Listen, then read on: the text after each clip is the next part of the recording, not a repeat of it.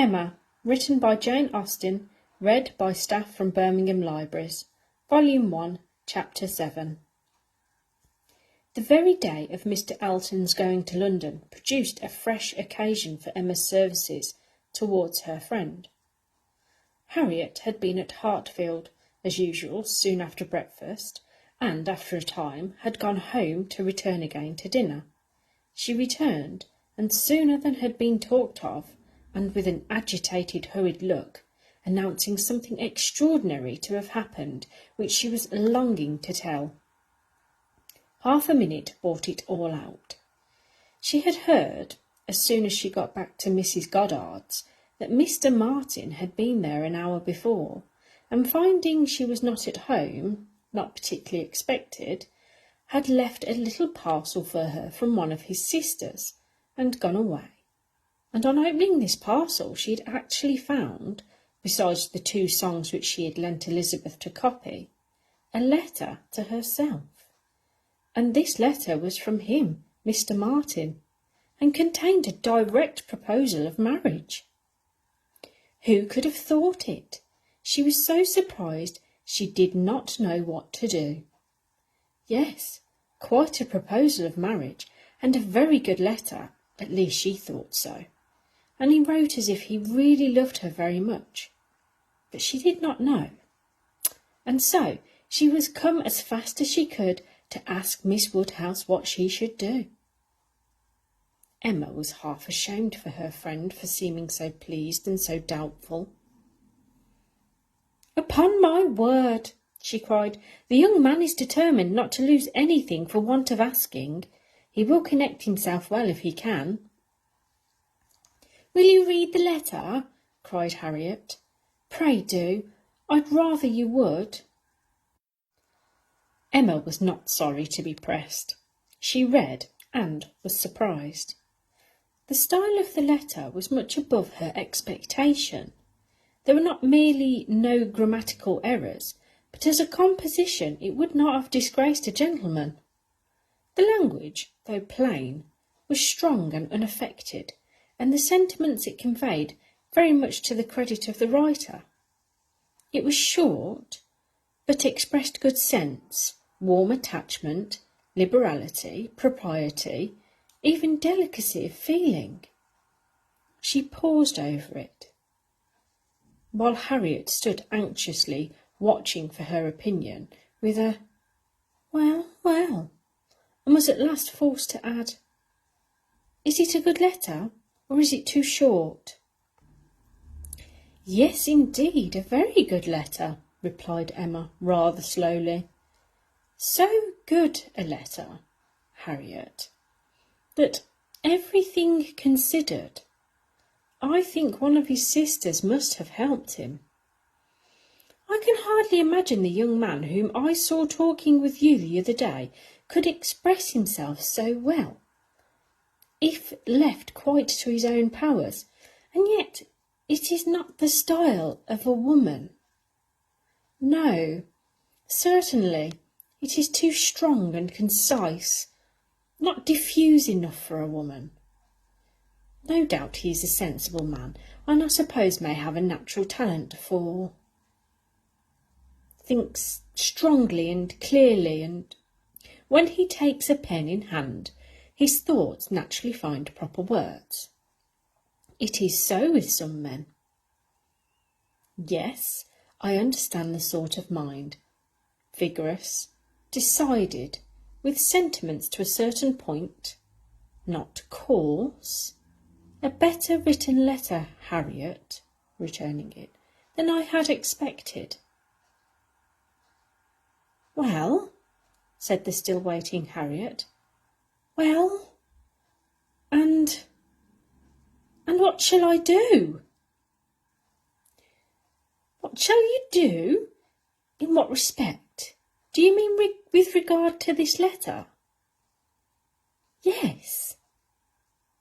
"But what are you in doubt of? You must answer it, of course, and speedily." "Yes, but what shall I say? Dear Miss Woodhouse, do advise me." "Oh, no, no. The letter had much better be all your own. You will express yourself very properly, I'm sure. There is no danger of your not being intelligible, which is the first thing. Your meaning must be unequivocal, no doubts or demurs. And such expressions of gratitude and concern for the pain you are inflicting as propriety requires will present themselves unbidden to your mind, I am persuaded. You need not be prompted to write with the appearance of sorrow for his disappointment. You think I ought to refuse him, then? Said Harriet, looking down. Ought to refuse him? My dear Harriet, what do you mean? Are you in any doubt as to that? I thought, but I beg your pardon, perhaps I have been under a mistake. I certainly have been misunderstanding you, if you feel in doubt as to the purport of your answer. I had imagined you were consulting me only as to the wording of it. Harriet was silent. With the little reserve of manner, Emma continued. You mean to return a favourable answer, I collect? No, I do not. That is, I do not mean... What shall I do? What would you advise me to do? Pray, dear Miss Woodhouse, tell me what I ought to do. I shall not give you any advice, Harriet. I will have nothing to do with it. This is a point which you must settle with your feelings. I had no notion that he liked me so very much, said Harriet, contemplating the letter. For a little while Emma persevered in her silence, but beginning to apprehend the bewitching flattery of that letter might be too powerful, she thought it best to say, I lay it down as a general rule, Harriet, that if a woman doubts as to whether she should accept a man or not, she certainly ought to refuse him. If she can hesitate as to say yes, she ought to say no directly. It is not a state to be safely entered into with doubtful feelings, with half a heart. I thought it my duty as a friend, and older than yourself, to say thus much to you. But do not imagine that I want to influence you. Oh, no, I am sure you are a great deal too kind too. But if you would just advise me what I had best do... No, I do not mean that. As you say, one's mind ought to be quite made up. One should not be hesitating. It is a very serious thing. It will be safer to say no, perhaps. Do you think I had better say no? Not for the world, said Emma, smiling graciously. Would I advise you either way? You must be the best judge of your own happiness. If you prefer Mr. Martin to every other person, if you think him the most agreeable man you have ever been in company with, why should you hesitate? You blush, Harriet. Does anybody else occur to you at this moment under such a definition? Harriet, do not deceive yourself. Do not be run away with by gratitude and compassion. At this moment, whom are you thinking of? The symptoms were favourable. Instead of answering, Harriet turned away confused, and stood thoughtfully by the fire. And though the letter was still in her hand, it was now mechanically twisted about without regard. Emma waited the result with impatience, but not without strong hopes. At last, with some hesitation, Harriet said, Miss Woodhouse, as you will not give me your opinion, I must do as well as I can by myself, and I have now quite determined, and really almost made my mind up, to refuse Mr. Martin. Do you think I am right? Perfectly. Perfectly right, my dearest Harriet. You are doing just what you ought. While you were at all in suspense, I kept my feelings to myself. But now that you are so completely decided, I have no hesitation in approving. Dear Harriet, I give myself joy of this.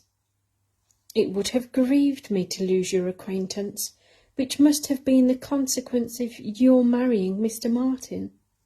While you were in the smallest degree wavering, I said nothing about it, because I would not influence. But it would have been the loss of a friend to me. I could not have visited Mrs. Robert Martin of Abbey Mill Farm. Now I am secure of you for ever. Harriet had not surmised her own danger, but the idea of it struck her forcibly. You could not have visited me, she cried, looking aghast. No, to be sure you could not, but I never thought of that before. That would have been too dreadful. What an escape! Dear Miss Woodhouse, I would not give up the pleasure and honour of being intimate with you for anything in the world. Indeed, Harriet, it would have been a severe pang to lose you, but it must have been. You would have thrown yourself out of all good society. I must have given you up. Dear me, how should I ever have borne it? It would have killed me never to come to Hartfield any more. Dear affectionate creature, you banished to Abbey Mill Farm, you confined to the society of the illiterate and vulgar all your life. I wonder how the young man could have the assurance to ask it. He must have a pretty good opinion of himself. I do not think he is conceited either, in general, said Harriet, her conscience opposing such censure. At least, he is very good-natured, and I shall always feel much obliged to him, and have a great regard for. But that is quite a different thing from... And you know, though he may like me, it does not follow that I should, and certainly I must confess that since my visiting here I have seen people, and if one comes to compare them, person and manners, there is no comparison at all. One is so very handsome and agreeable. However, I do really think Mr. Martin a very amiable young man, and have a great opinion of him, and his being so much attached to me, and his writing such a letter. But as to leaving you, is what I would not do upon any consideration. Thank you, my own sweet little friend. We will not be parted. A woman is not to marry a man merely because she is asked, or because he is attached to her and can write a tolerable letter.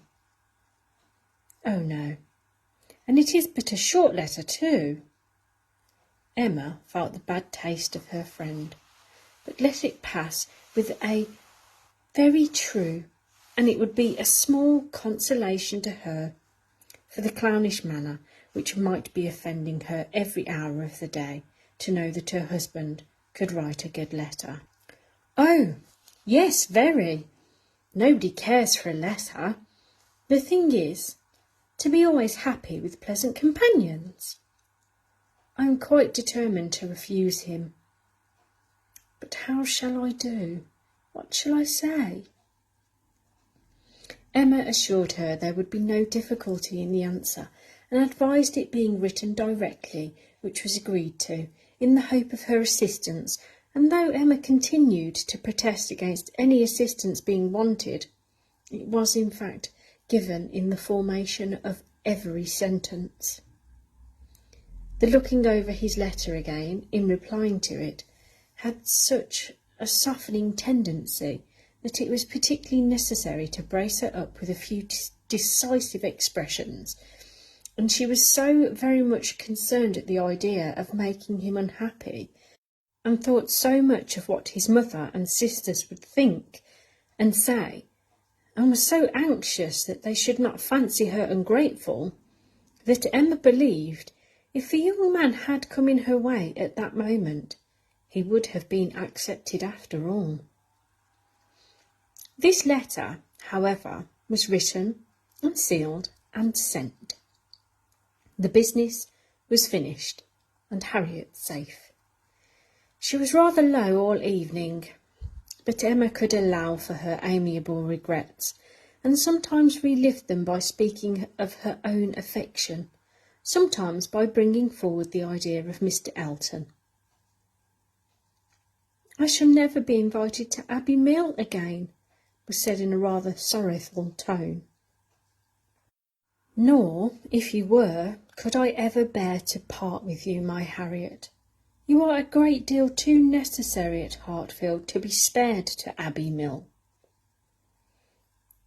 And I am sure I should never want to go there, for I am never happy but at Hartfield." Some time afterwards it was, "I think Mrs. Goddard would be very much surprised if she knew what had happened. I am sure Miss Nash would, for Miss Nash thinks her own sister very well married, and it is only a linen draper." One should be sorry to see greater pride or refinement in the teacher of a school, Harriet. I dare say Miss Nash would envy you such an opportunity as this of being married. Even this conquest would appear valuable in her eyes. As to anything superior for you, I suppose she is quite in the dark. The attentions of a certain person can hardly be among the tittle-tattle of Highbury yet. Hitherto, I fancy you and I are the only people to whom his looks and manners have explained themselves. Harriet blushed and smiled, and said something about wondering that people should like her so much. The idea of Mr. Elton was certainly cheering, but still, after a time, she was tender-hearted again towards the rejected Mr. Martin. "Now he has got my letter," she said softly. "I wonder what they are all doing. Whether his sisters know. If he is unhappy, they will be unhappy too. I hope he will not mind it so very much." "Let us think of those among our absent friends who are more cheerfully employed," cried Emma. "At this moment, perhaps, Mr. Elton is showing your picture to his mother and sisters, telling how much more beautiful is the original, and after being asked for it 5 or 6 times, allowing them to hear your name, your own dear name." "My picture?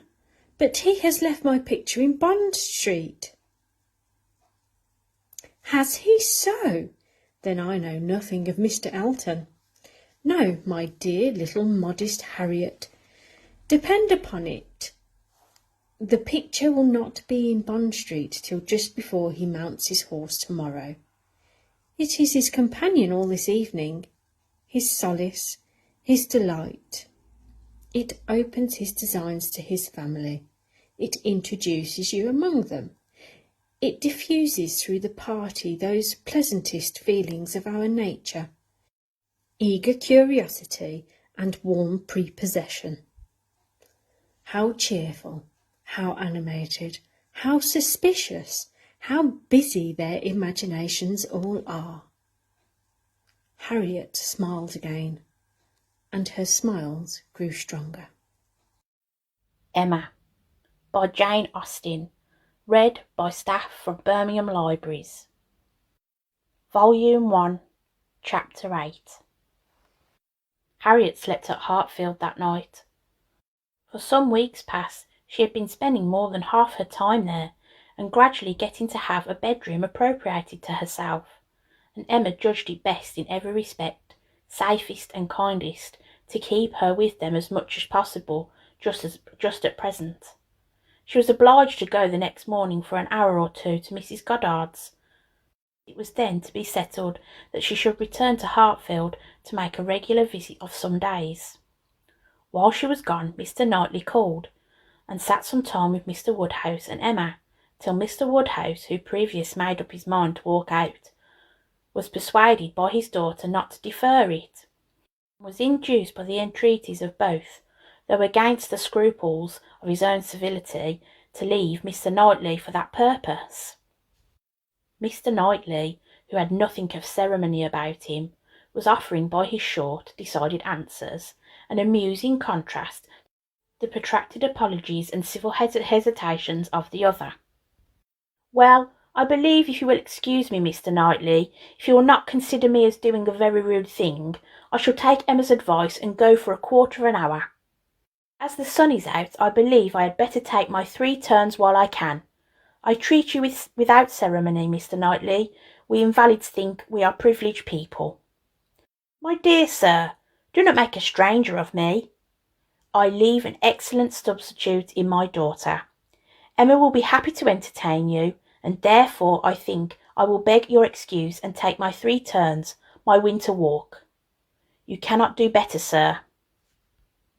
"I would ask for the pleasure of your company, Mr. Knightley, but I am a very slow walker, and my pace would be tedious to you, and besides, you have another long walk before you to Downwell Abbey."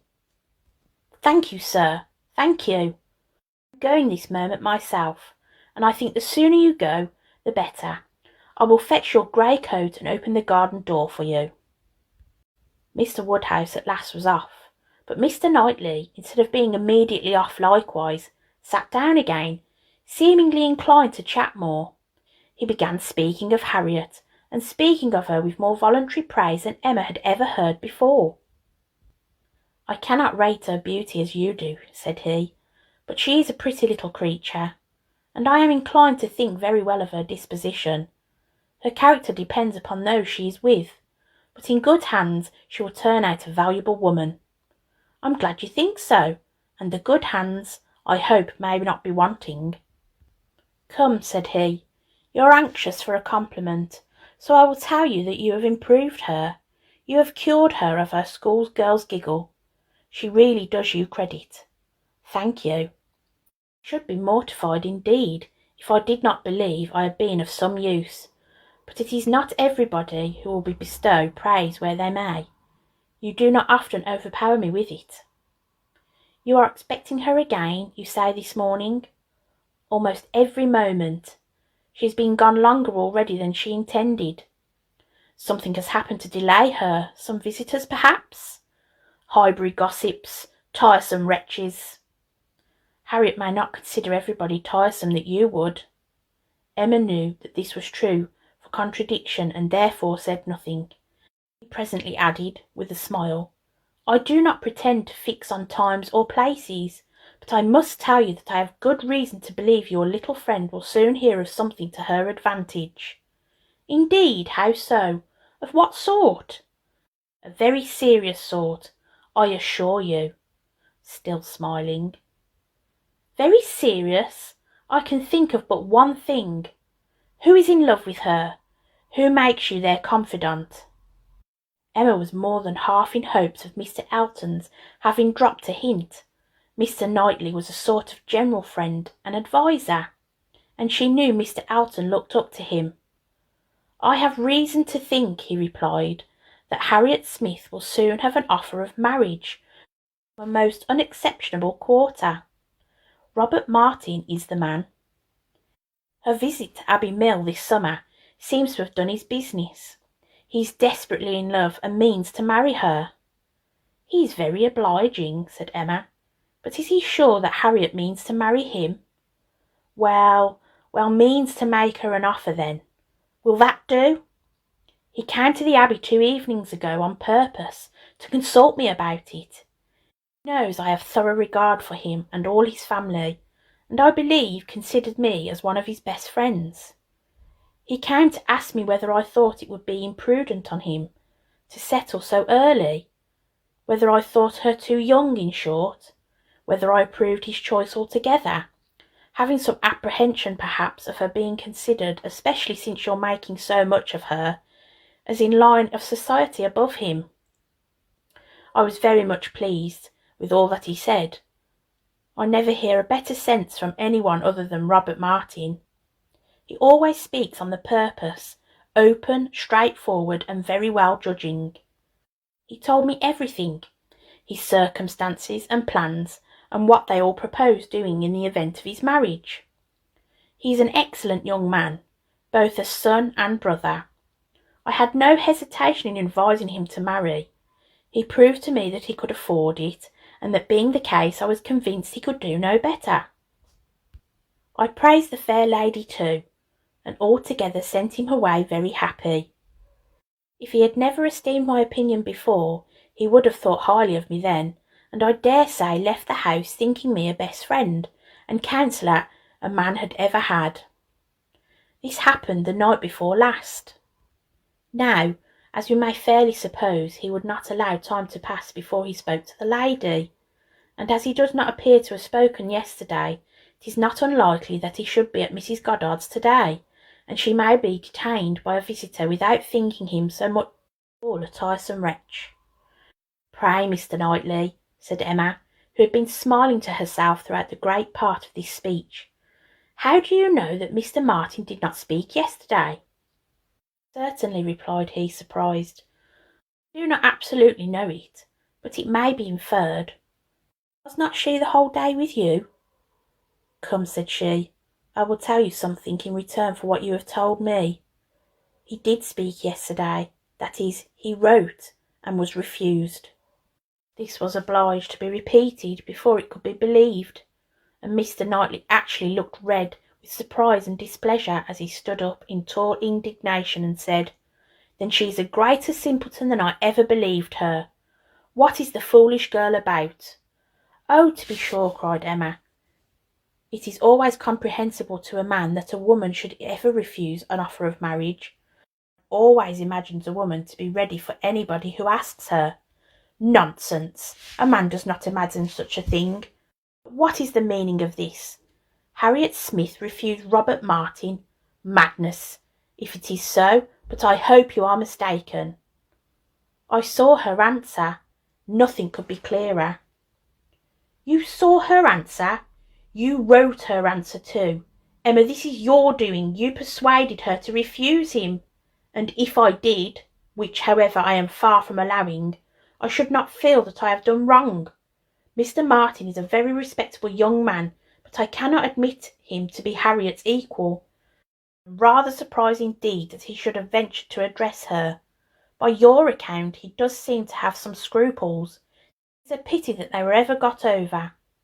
"Not Harriet's equal!" exclaimed Mr. Knightley loudly and warmly, and with calmer asperity added a few moments afterwards, "No, he's not her equal indeed, for he is as much her superior in sense as in situation. Emma, your infatuation about that girl blinds you.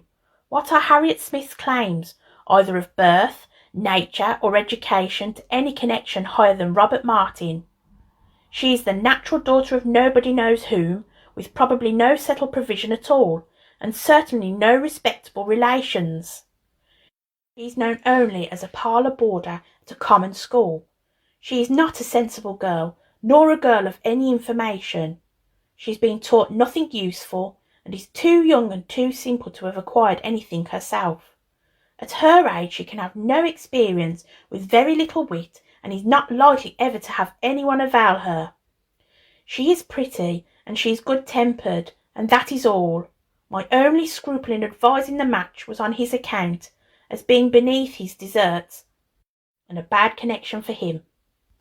I felt that, as to fortune, in all probability, he might do much better, and that as to a rational companion or useful helpmate, he could not do worse. But I could not reason so to a man in love, and was willing to trust there being no harm to her, or to having a sort of disposition which, in good hands like this, might be easily led aright and turn out very well. The advantage of the match I felt to be all on her side, and not to the smallest doubt, nor have I now, that there would ever be a general cry out upon her extreme good luck. Even your satisfaction I made sure of. Crossed my mind immediately that you would not regret your friend's leaving Highbury for the sake of her being settled so well. I remember saying to myself, even Emma, with all her partiality for Harriet, will think this is a good match.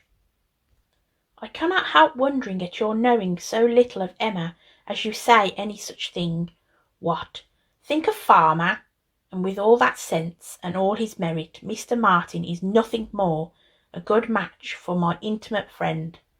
Not regret her leaving Highbury for the sake of marrying a man whom I could never admit as an acquaintance of my own. I wonder you should think it possible for me to have such feelings. I assure mine are very different. I must think your statement by no means fair. You are not just to Harriet's claims. They would be estimated very differently by others as well as myself. Mr. Martin may be the richest of the two, but he is undoubtedly inferior as rank in society. The sphere in which he moves is much above his. It would be a degradation. Degradation to illegitimacy and ignorance, to be married to a respectable, intelligent gentleman farmer. To the circumstances of her birth, though in a legal sense she may be called nobody, it will not hold in common sense. She is not to pay for the offence of others, by being held below the level of those with whom she is brought up. There can scarcely be doubt that her father is a gentleman, and a gentleman of fortune. Her allowance is very liberal. Nothing has ever been grudged for her improvement or comfort. This is a gentleman's daughter. Dutiable to me that she associates with gentlemen's daughters. No one, I apprehend, will deny, is superior to Mr. Robert Martin. Whoever might be her parents, said Mr. Knightley, whoever may have had charge of her, it does not appear to have any part of their plan to introduce her into what would call good society. After receiving a very indifferent education, she is left in Mrs. Goddard's hands to shift as she can, to move, in short, in Mrs. Goddard's line, to have Mrs. Goddard's acquaintance. Her friends evidently thought this good enough for her. It was good enough. She desired nothing better herself, till you chose to turn her into a friend. Her mind had no distaste for her own set, nor any ambition beyond it. She was as happy as possible with the Martins in the summer. She had no sense of sobriety then. If she has it now, you have given it. You have been no friend to Harriet Smith, Emma. Robert Martin would never have proceeded so far if he had not felt persuaded of her not being disinclined to him. I know him well. He has too much real feeling to address any woman on the haphazard of selfish passion, and as to conceit he is the farthest from it of any known man. And upon it he had encouragement. It was most convenient to Emma not to make a direct reply to this assertion. She chose rather to take up her own line of the subject again. You are a very warm friend to Mr. Martin, but as I said before, are unjust to Harriet. Harriet's claims to marry, are not too contemptible, as you represent them. She is not a clever girl, but she has better sense than you are aware of, and she does not deserve to have her understanding spoken of so slightingly. Waiving that point, however, and supposing her to be, as you describe her, only pretty and good-natured, let me tell you that in the degree she possesses them, they are not trivial recommendations to the world in general, for she is in fact a beautiful girl, and must be thought of by 99 people out of 100, until it appears that men are much more philosophic on the subject of beauty than they are generally supposed, till they do fall in love with well-informed minds instead of handsome faces. A girl with such loveliness as Harriet has a certainty of being admired and sought after, of having the power of choosing from among many, consequently a claim to be nice.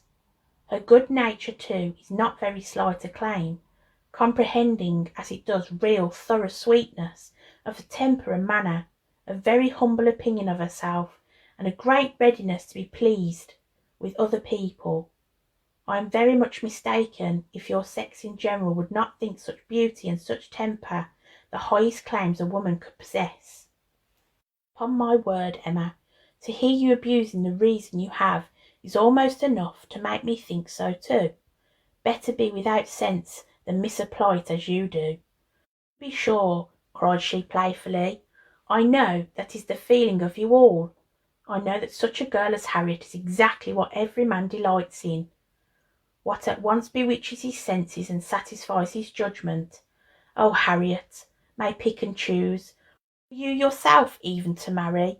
She's the very woman for you, and is she, at 17, just entering into life, just beginning to be known, wondered at because she does not accept the first offer she receives? Pray, let her have time to look about her. I have always thought it a very foolish intimacy, said Mr. Knightley presently, though I have to keep my thoughts to myself. But I now perceive that it will be a very unfortunate one for Harriet. You will puff her up with such ideas of her own beauty and of what she has a claim to, that in a little while nobody within her reach will be good enough for her. Vanity working on a weak head produces every sort of mischief. Nothing so easy as for a young lady to raise her expectations too high. Miss Harriet Smith may not find offers of marriage flow in so fast. She is a very pretty girl. Men of sense, whatever you may choose to say, do not want silly wives. Men of family would be very fond of connecting themselves with a girl such obscurity, and most prudent men would be afraid of the inconvenience and disgrace they may be involved in, when the mystery of her parentage came to be revealed. Let her marry Robert Martin, and she is safe, respectable, and happy for ever. But if you encourage her to expect to marry greatly, and teach her to be satisfied with nothing less than a man of consequence and a large fortune, she may be a parlour boarder at Mrs. Goddard's all the rest of her life, or at least, for Harriet Smith, a girl who will marry somebody or other till she grows desperate and is glad to catch the old writing master's son. We think so very differently on this point, Mr. Knightley. There can be no use in canvassing it. We shall only be making each other more angry. As to my letting her marry Robert Martin, it is impossible. She has refused him, and so decidedly, I think, as must prevent any second application. She must abide by the evil of having refused him, whatever it may be. As to the refusal itself, I will not pretend to say that I might not influence her a little, but I assure you there was very little for me or anybody to do. His appearance is so much against him, and his manner so bad, that if ever she were disposed to favour him, she is not now. You can imagine that before she had seen anybody superior, she might tolerate him. He was the brother of her friends, and it took pains to please her, and altogether, having seen nobody better, that must have been his great assistant, she might not, while she was at Abbey Mill, find him disagreeable. But the case is altered now. She knows now what gentlemen are, and nothing but a gentleman in education and manner has any chance with Harriet. Nonsense, errant nonsense as ever was talked, cried Mr. Knightley. Robert Martin's manners have sense, sincerity, and good humour to recommend them. His mind has more true gentility than Harriet Smith could understand.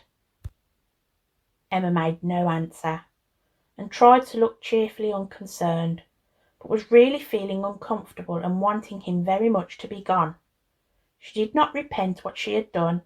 She still thought herself a better judge of such point of female and right of refinement that he could be, and yet she had sort of habitual respect for his judgment in general, which made her dislike having it so loudly against her, and to have him sitting just opposite her in an angry state was very disagreeable. Some minutes passed in this unpleasant silence, with only one attempt on Emma's side to talk of the weather, but he made no answer. He was thinking. The result of his thoughts appeared at the last in these words: Robert Martin has no great loss. Can but think so. and I hope it will not be long before he does. Your views for Harriet are best known to yourself. As you make no secret of your love of matchmaking, it is fair to suppose that views and plans and projects you have, and as a friend I shall just hint to you that if Elton is the man, I think it will be a labour in vain. Emma laughed and disclaimed. He continued, Depend upon it, Elton will not do. Elton is a very good sort of man, and a very respectable vicar of Highbury, but not at all likely to make an imprudent match. He knows the value of a good income as well as anybody. Elton may talk sentimentally, but he will act rationally. He is as well acquainted with his own claims as you can be with Harriet's. He knows that he is a very handsome young man, and a great favourite wherever he goes, and from his general way of talking in unreserved moments, when there are only men present, I am convinced that he does not mean to throw himself away. I have heard him speak with great animation of a large family of young ladies that his sisters are intimate with, who have all £20,000 apiece. I am very much obliged to you, said Emma, laughing again. If I had set my heart on Mr. Elton's marrying Harriet, it would have been very kind to open my eyes, but at present I only want to keep Harriet to myself. I have done with matchmaking indeed. I could never hope to equal my own doings at Randalls. I shall leave off while I am well. Good morning to you, said he, rising and walking off abruptly. He was very much vexed. He felt the disappointment of a young man, and was mortified to have been means of promoting it by the sanction he had given, and the part of which he persuaded Emma had taken in the affair was provoking him exceedingly. Emma remained in a state of vexation too. There was more indistinctness in the causes of hers than in his. She did not always feel so absolutely satisfied with herself, so entirely convinced that her opinions were right, and that her advisories were wrong, as Mr. Knightley. He walked off in more complete self-appropriation than he had ever left her before. He was not so materially cast down, however, but that a little time and return of Harriet was very adequate. Harriet staying away so long was beginning to make her uneasy. The possibility of the young man's coming to Mrs. Goddard's that morning, meeting with Harriet, and pleading his own cause gave alarming ideas. Dread of such failure after all became the prominent uneasiness, and when Harriet appeared in very good spirits, and without having any such reason to give her for a long absence, she felt a satisfaction which settled her with her own mind, and convinced her that let Mr. Knightley think or say what he would, he had done nothing which women's friendship and women's feelings would not justify. He had frightened her a little about Mr. Elton. When she considered that Mr. Knightley could not have observed him as she had done, neither with the interest nor, she must be allowed to tell herself, in spite of Mr. Knightley's pretensions, with the skill of such an observer on such a question as herself, that he had spoken in hastily and in anger, she was able to believe that he had rather said what he had wished resentfully to be true, than what he had knew anything about. He certainly might have heard Mr. Elton speak with more unreserve than she had ever done. Mr. Elton might not be of imprudent, inconsiderate disposition as to money matters. He might naturally be rather attentive than otherwise to them, but then Mr. Knightley did not make due allowance for the influence of a strong passion at war with all the interested motives. Mr. Knightley saw no such passion, and of course thought nothing of its effects, but she saw too much of it to feel a doubt of its overcoming any hesitation that a reasonable prudence might originally suggest, and more than a reasonable becoming degree of prudence she was very sure did not belong to Mr. Elton. Harriet's cheerful look and manner established hers. She came back, not to think of Mr. Martin, but to talk of Mr. Elton. Miss Nash had been telling her something, which she had repeated immediately with great delight. Mr. Perry had been to Mrs. Goddard's to attend a sick child, and Miss Nash had seen him, and he told Miss Nash as he was coming back yesterday from Clayton Park he had met Mr. Elton, and found to his great surprise that Mr. Elton was actually on his road to London, and not meaning to return till the morrow. It was the whist club night. It had never been known to Miss before. Mr. Perry had remonstrated with him about it, and told him how shabby it was in him, their best player, to absent himself. He tried very much to persuade him to put off his journey only one day, but it would not do. Mr. Elton had been determined to go on, and had said in a very particular way indeed, he was going on business which he would not put off for any inducement in the world, and something about a very enviable commission, and being the bearer of something exceedingly precious. Mr. Perry could not quite understand him, but he was very sure there must be a lady in the case, and he told him so, and Mr. Elton only looked very conscious and smiling, and rode off in great spirits. Miss Nash had told her all of this, and had talked a great deal more about Mr. Elton, and said, looking so very significantly at her, that she did not pretend to understand what his business might be, but she only knew that any woman whom Mr. Elton could prefer, she should think the luckiest woman in the world, for beyond a doubt Mr. Elton had not his equal for beauty or agreeableness.